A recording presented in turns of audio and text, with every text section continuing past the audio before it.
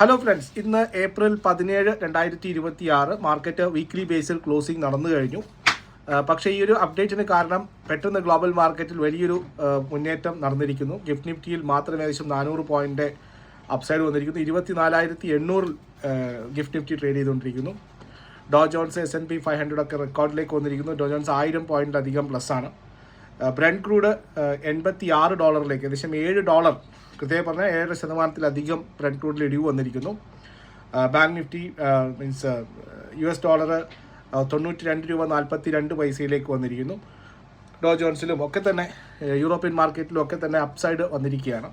കാരണം ഹോർമൂസ് കടലിടുക്ക് വീണ്ടും തുറക്കുന്നു എന്നുള്ള വാർത്തയാണ് ഇപ്പോൾ വന്നിരിക്കുന്നത്. ഗ്ലോബൽ ട്രേഡിനെ ഇതിൻ്റെ ഭാഗമായിട്ട്, നമ്മുടെ വാറിൻ്റെ ഭാഗമായിട്ട് അടച്ചിട്ടിരുന്ന ഹോർമൂസ് കടലിടുക്ക് വീണ്ടും തുറന്നിരിക്കുന്നു എന്നുള്ള വാർത്ത. സീസ്ഫയറിൻ്റെ സമയത്ത് ഹോർമൂസ് കടലിടുക്കിലൂടെ കപ്പലുകൾ പോകാൻ അനുവദിക്കുമെന്ന് ഇറാനിയൻ നാഷണൽ ഗാർഡ് അറിയിച്ചിരിക്കുന്നു. ഇറാനിയൻ ആർമിയുടെ സ്ഥിരീകരണം വന്നിരിക്കുന്നു. ട്രംപ് സ്ഥിരീകരിച്ചിരിക്കുന്നു. വളരെ കർശനമായ നിർദ്ദേശങ്ങളുണ്ട്. അത് മാർക്കറ്റ് കാര്യമായിട്ട് പോയിക്കുക. കാരണം കപ്പലുകൾക്ക് പോകാൻ സാധിക്കും എന്നുള്ളത് തന്നെയാണ്. അതുപോലെ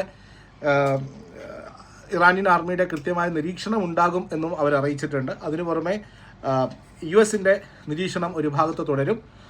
അവർ അവിടെ തന്നെ തുടരുന്നുണ്ട്. US നേവി ഫോഴ്സ് അവിടെ തന്നെ നിൽക്കുന്നുണ്ട്. ഇവിടെ കൃത്യമായിട്ട് ഇറാനിയൻ അവർ നിശ്ചയിച്ചിരിക്കുന്ന പാതയിൽ കൂടെ മാത്രമേ ഷിപ്പുകൾക്ക് പോകാൻ സാധിക്കും. അതും ഇറാനിയൻ ആർമിയുടെ കൃത്യമായ നിരീക്ഷണം ഉണ്ടാകും. ആർമി ഷിപ്പുകളെ ഒന്നും തന്നെ അനുവദിക്കില്ല. പാസഞ്ചർ ഷിപ്പുകൾ, അതിൽ passenger in the sense cargo ഷിപ്പുകൾ മാത്രമാണ് അനുവദിക്കുക എന്നും ഒക്കെ കൃത്യമായിട്ട് പറഞ്ഞിട്ടുണ്ട്.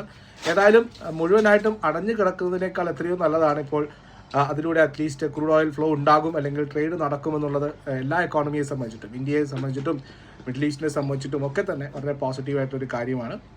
അതിൻ്റെ ഫലത്തിലാണ് ഇപ്പോൾ വന്നിരിക്കുന്നത്. ട്രംപ് കൃത്യമായി പറഞ്ഞിട്ട് വളരെ പെട്ടെന്ന് തന്നെ പൂർണ്ണമായിട്ടും ഒരു നിയന്ത്രണങ്ങളും ഇല്ലാതെ ഹോർമൂസ് തുറക്കാനാകും.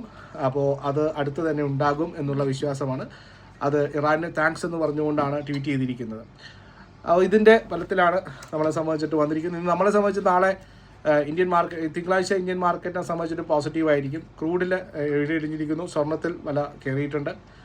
സ്വർണ്ണത്തിന് വില വർദ്ധിച്ചിട്ടുണ്ട്. നമ്മുടെ കറൻസി സ്ട്രോങ് ആവാനുള്ള സാധ്യതയാണ് കാണുന്നത്.